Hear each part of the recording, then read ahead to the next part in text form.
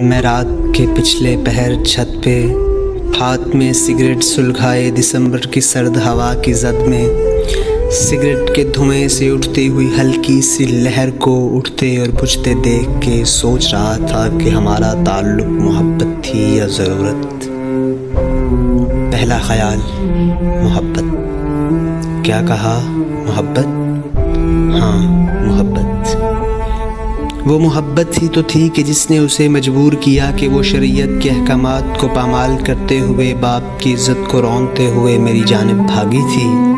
وہ محبت ہی تھی کہ وہ عشاء پڑھ کے سو جانے والی لڑکی میرے لیے فجر تک جاگی تھی۔ دوسرا خیال، ضرورت۔ ضرورت تھی؟ ہاں، ضرورت۔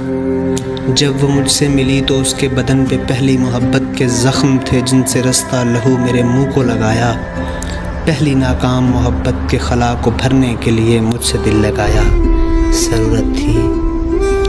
حی علی الفلاح کی صدا اور آخری کش کہ سگریٹ مکمل ہو چکی ہے اور سوچ ادھوری ہے۔ چلو آؤ خدا کے حضور جھکتے ہیں، مگر کس لیے؟ کیا سوچ کر؟ شاید اس محبت کو بھلا سکیں یا اس ضرورت سے جان چھڑا سکیں، اس جہنم سے نکل کے جا سکیں یا خدا کی جنت کو پا سکیں۔ پاؤں تلے بجھتی سگریٹ کے دھوئیں اور دھند کے غبار میں ذہن دھس چکا ہے۔